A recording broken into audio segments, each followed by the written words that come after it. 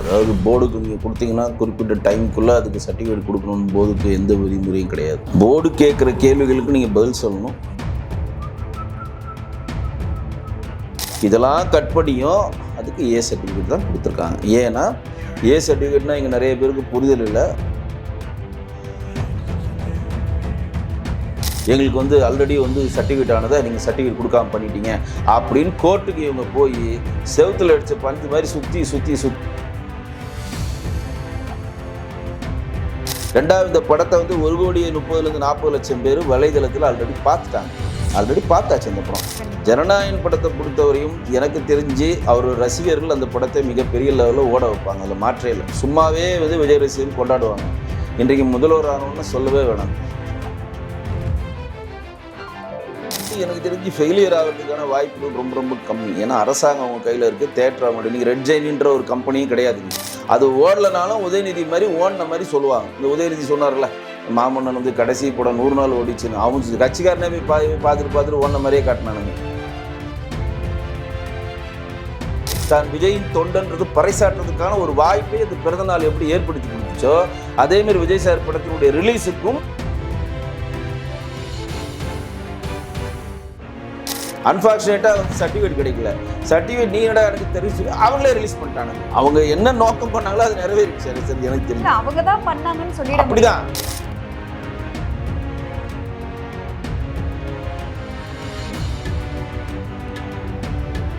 ஜாம்பவான் நேயர்களுக்கு வணக்கம். நான் உங்க தீபிகா. இன்றைய நிகழ்ச்சியின் சிறப்பு விருந்தினர் திரைப்பட தயாரிப்பாளர் வெங்கடேஷ் அவர்கள். வணக்கம் சார். வணக்கம் மேடம். சார், ஜனநாயகன் படம் வந்து பல போராட்டங்களுக்கு அப்புறம் இப்போ ரிலீஸ் ஆக இருக்கு. ஸோ இதற்கு முன்னாடி ஏன் கிடைக்கல, இப்போ எப்படி கிடைச்சிருக்கு அப்படின்ற கேள்வி நிறைய பேர் மத்தியில் வந்து எழும்பியிருக்கு.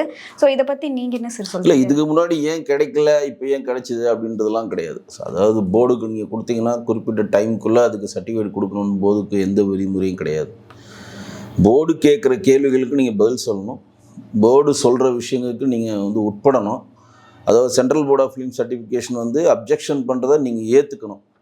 அதை ஏற்றுக்க முடியாது அப்படின்னு சொன்னீங்கன்னா ரிவர்சிங் கமிட்டி போகும். ரிவர்சிங் கமிட்டியும் போய் ஏற்றுக்க முடியாது அப்படின்னு சொன்னால் கோர்ட்டுக்கு தான் போகும்.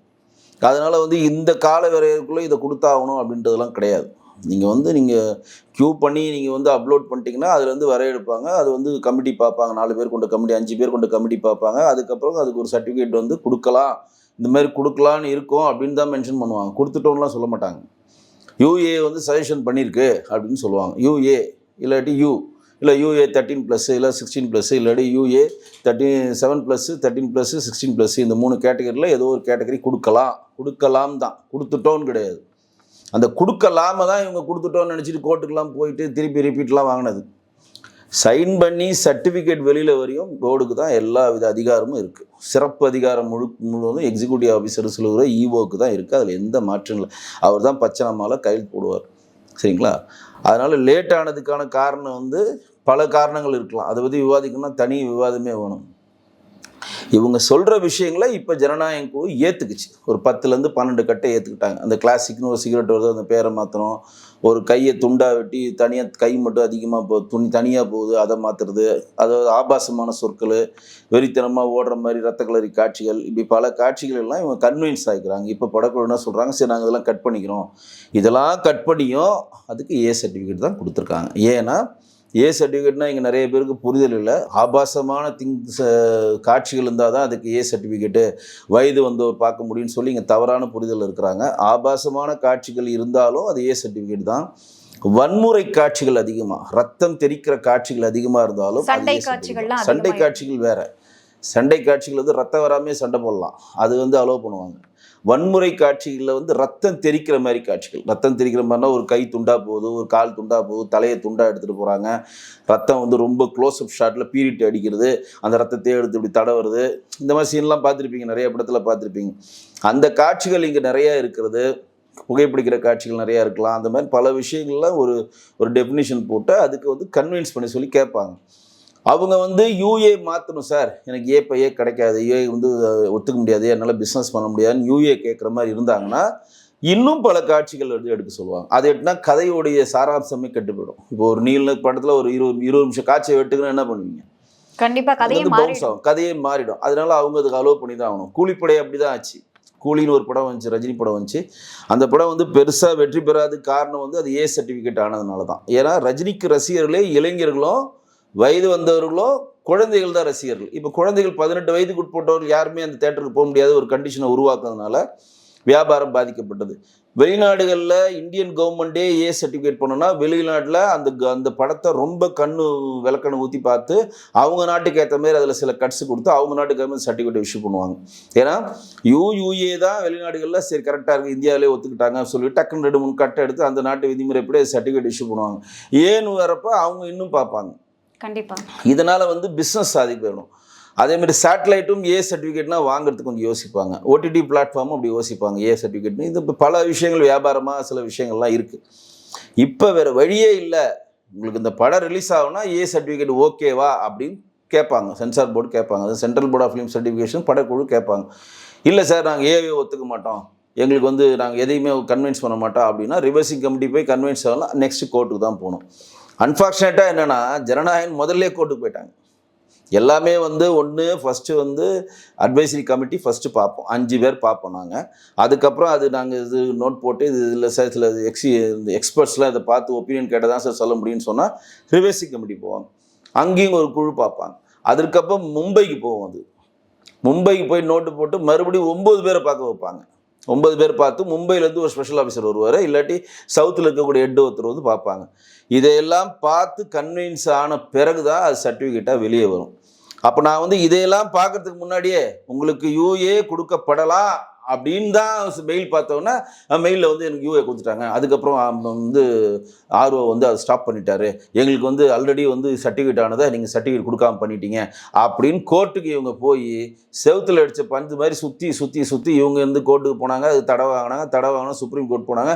சுப்ரீம் கோர்ட் மறுபடியும் அதே நீதிபதி விசாரிக்க சொன்னாங்க. அந்த நீதிபதி ஆஷா ரிசைன்மெண்ட்டே போயிட்டாங்க, என்னால் விசாரிக்க முடியாமல் போயிட்டாங்க. மறுபடியும் இங்கே வந்தோன்னா வழக்கு கடைசியில் வாபஸே ஆகிட்டாச்சு. அதாவது எக்ஸாமிங் கமிட்டி பார்த்துட்டு ரிவர்சிங் கமிட்டி பார்த்துட்டு ரெண்டுமே கன்வின்ஸ் ஆன பிறகு தான் கோர்ட்டுக்கு போவாங்க. தமிழ்நாட்டில் எனக்கு தெரிஞ்சு போன ஒரே படம் பேட் கேர்ள்னு ஒரு படம் போச்சு கோர்ட்டுக்கு எனக்கு தெரிஞ்சு. அதில் வந்து நீதிபதியெலாம் உட்காந்து பார்ப்பாங்க. ஆனால் இது வந்து ஃபஸ்ட்லேயே கோர்ட்டுக்கு போயிட்டாங்க. ஸோ இனிமேல் அவங்களுக்கு ஆப்ஷனே இல்லை, இவங்க ஏ சர்டிஃபிகேட் வந்து யூஏன்னு மாற்றி தரணும், நீங்கள் அதுக்கு உத்தரவிடணும்னு கோர்ட்டுக்கு போக முடியாது. ஏன்னா முதலே போயிடுச்சு ஜனநாயகம் கோர்ட்டுக்கு போனால் அடிச்சு தொத்துவான் ஜட்ஜே, உனக்கு வேலையே இல்லையா இதான்.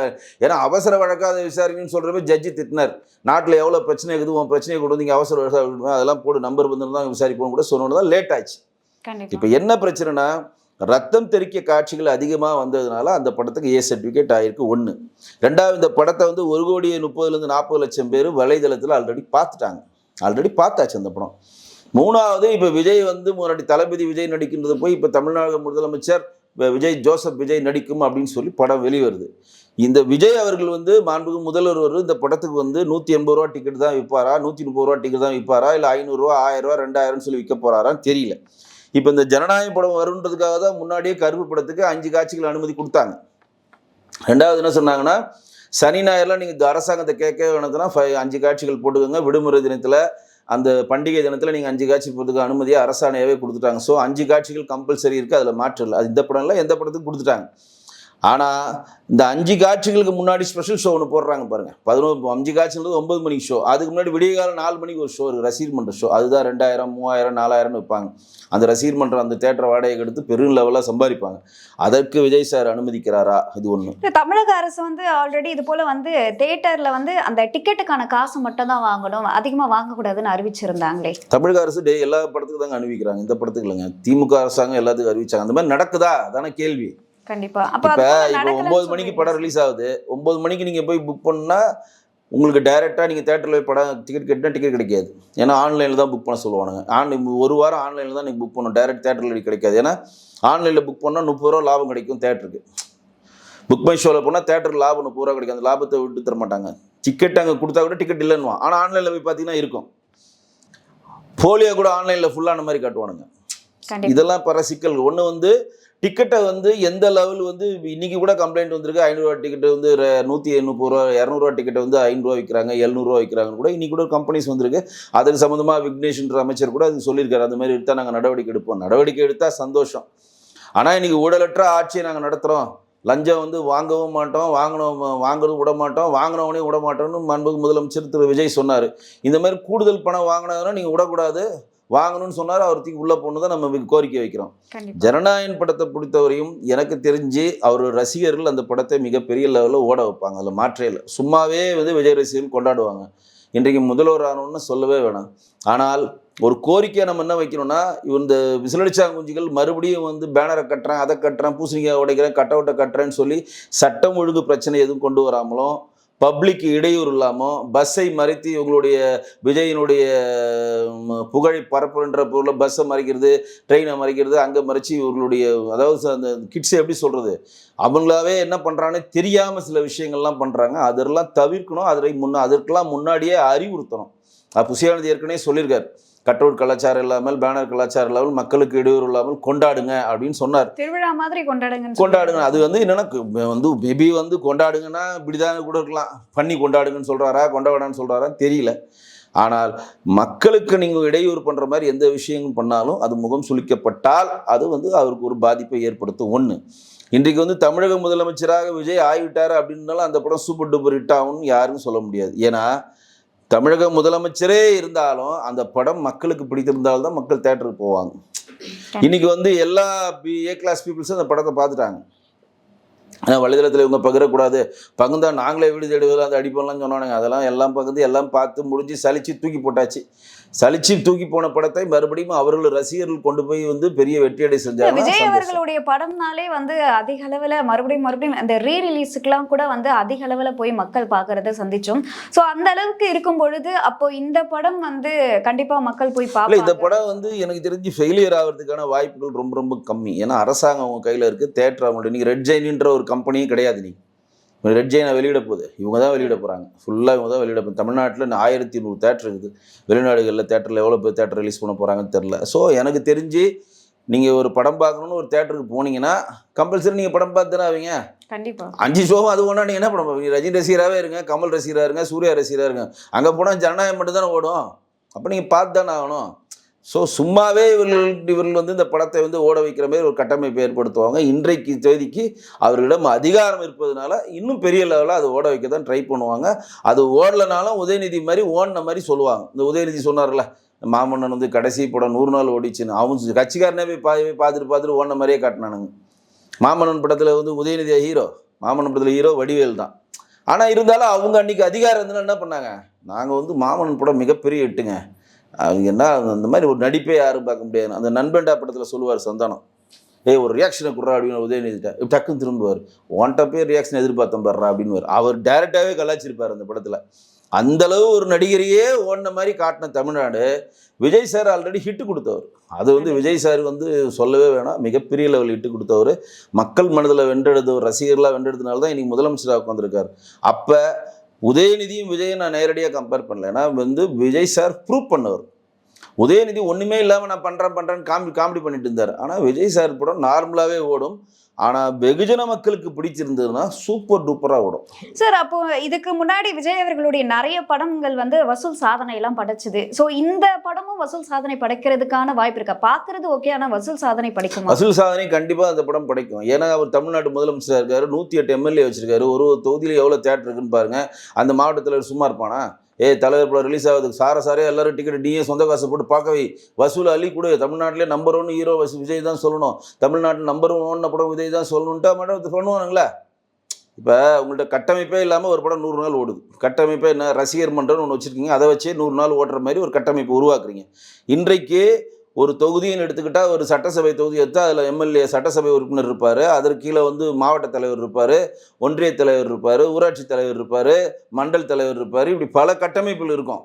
அவனுக்கு ஒரு டார்கெட் இருக்கும். இப்போ மண்டல் தலைவர் என்னப்பா நீ 2000 பேரை நீ கூட்டு போப்பா, நீ ஷோ தான்ப்பா, நான் கொடுத்துட்றேன் தலைவர், அவன் மொத்த காசையும் போட்டு 2000 பேர் ஃப்ரீயாக போய் பாருங்கன்றப்ப அந்த கட்டமைப்பு இருப்பதனால கம்பல்சரி அந்த படம் ஓடியே ஆகணும். அப்படிதான் உதயநிதியும் பண்ணாரு. இந்த படம் பின்னடைவை சந்திக்காதுன்னு சொல்றீங்க? கண்டிப்பா பின்னடைவை சந்திக்காது. இந்த படம் எக்காரத்தை கொண்டும் தோல்வி அடையாது, அதுக்கு 100% சொல்லுவேன். ஆனா மக்கள் மனதில் இந்த படம் வென்றெடுக்கணும்னா வெகுஜன மக்களை கவரணும். வசூலாக வந்து சும்மா இருக்கணும். நீ போய் படம் பாருன்னா இப்போ இன்னைக்கு கட்சியில் உறுப்பினர்கள்லாம் இருக்கிறாங்க. இது ஒரு வாய்ப்பு. விஜய் சார் பிறந்த நாளுக்கு தன்னை ப்ரூவ் பண்ணுறதுக்கு ஒரு வாய்ஸ். நான் என்ன பண்ணுவேன், விஜய் சார் பிறந்த நாள் எல்லாரும் வாங்க, நான் இலவசமாக சோறு போடுறேன். இதே பாருங்க, விஜய் சார் பிறந்த நாளுக்கு நான் வந்து 2000 பேர் சாப்பாடு போட்டேன். எல்லாருக்கும் நான் வந்து கேம்ப் நடத்துகிறேன், நான் ரத்தம் கொடுக்குறேன் பாருங்க, எல்லாம் வாங்க ரத்தம் கொடுக்குறேன் பாருங்க, நான் விஜய்க்காக ரத்தம் கொடுக்குறேன் பாருங்க, எல்லாரும் வாங்க நீங்களும் கொடுங்க அப்படின்றப்ப அவங்களுக்கு வந்து ஒரு வாய்ப்பு.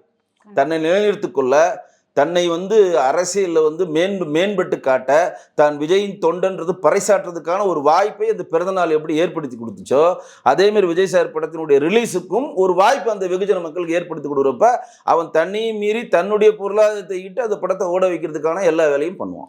சார், இப்போ விஜய் அவர்களுடைய அந்த குழந்தைகள் பங்களிப்பு விஜய் அவர்களுக்கு நிறையவே இருக்கு. இப்போ நீங்க ஏ சர்டிபிகேட் அப்படின்னு சொன்னதுனால குழந்தைகள் வந்து பார்க்க முடியாம போகும் இல்லையா இந்த படம்? ஆமா, ஒரு விஷயம் அதுக்கு தான் இவ்வளவு நாள் ஏன் நீங்க தள்ளி போச்சுன்னு கேட்டதுக்கான முழுமையான உண்மையான காரணம் என்ன, அந்த ஏ சர்டிஃபிகேட்டை எப்படியாவது யூஏவா மாற்ற ட்ரை பண்ணாங்க. ரொம்ப நாளாக ட்ரை பண்ணாங்க. ஆனால் அவங்களால அது முடியலை. ஏன் முடியலைன்னா, கூலிப்படம் வந்து ரிலீஸ் டேட் அறிவிச்சிட்டாங்க, வேறு வழி இல்லாமல் கன்வின்ஸ் ஆனாங்க. வேறு வழி இல்லை, ரிலீஸ் டேட் அறிவிச்சிட்டாங்க. கூலி ரிலீஸ் பண்ணி ஆகணுன்றப்போ நீங்கள் ஏ தான் கொடுக்க முடியுன்றப்போ சரி கொடுங்க, முதல்ல ரிலீஸ் டேட்டை ஃபில்ஃபில் பண்ணுறோன்னு சொல்லி ஃபில்ஃபில் பண்ணிட்டாங்க.